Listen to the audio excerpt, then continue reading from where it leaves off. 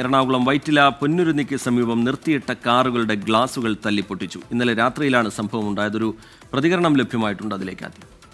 ഇന്നലെ പകൽ കൊണ്ടു പാർക്ക് ചെയ്താണ് ഇവിടെ. നമ്മുടെ കൂട്ടുകാരൻ വന്ന് നോക്കിയപ്പോൾ പറഞ്ഞു എൻ്റെ വണ്ടിയുടെ മുകളിൽ ഇങ്ങനെ ഒരു കല്ല് കിടക്കുന്നു, പൊട്ടിയിടണമെന്ന് പറഞ്ഞു. വന്ന് നോക്കി ഇവിടെ വന്ന് നമ്മളിവിടുത്തെ ഫുട്ടേജ് എടുത്തു കഴിഞ്ഞപ്പോൾ കൃത്യമായിട്ട് ഇന്നയാളാണെന്ന് നമുക്ക് മനസ്സിലായി. അപ്പോൾ അവനെ കണ്ടപ്പോൾ അവൻ അപ്പുറത്ത് ഇപ്പുണ്ട്. അവനെ വിളിച്ചപ്പോൾ വളരെ കൂളായിട്ട് ഇങ്ങ് വന്നു. പ്രശ്നക്കാരെന്ന് വെച്ചിട്ടുണ്ടെങ്കിൽ പുള്ളി എന്തോ വെളിവുകേടാണെന്ന് തോന്നുന്നു. തന്നെ തൊട്ടപ്പുറത്ത് വേറൊരു കാറ് ഇതുപോലെ തന്നെ നശിപ്പിച്ചിട്ടുണ്ട്. അപ്പോൾ ഇതുപോലെയുള്ള ആളുകളൊക്കെ എവിടെയെങ്കിലുമൊക്കെ കൊണ്ട് സുരക്ഷിത സ്ഥാനത്ത് താമസിപ്പിച്ചില്ലെങ്കിൽ ഇതുപോലെ ഒരുപാട് പൊതുവായിട്ടുള്ള കുറേ നഷ്ടങ്ങളുണ്ടാവും.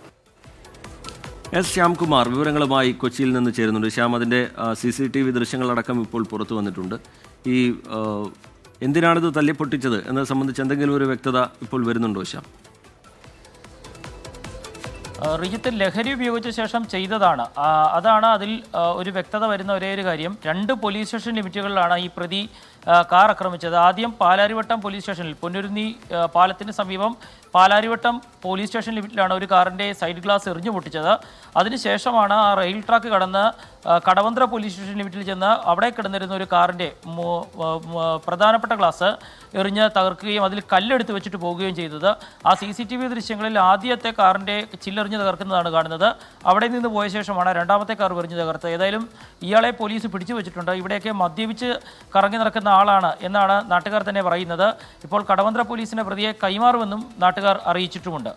ശരി, എസ് ശ്യാംകുമാർ കൊച്ചിയിൽ നിന്ന് വിശദാംശങ്ങൾ പങ്കുവയ്ക്കുകയായിരുന്നു.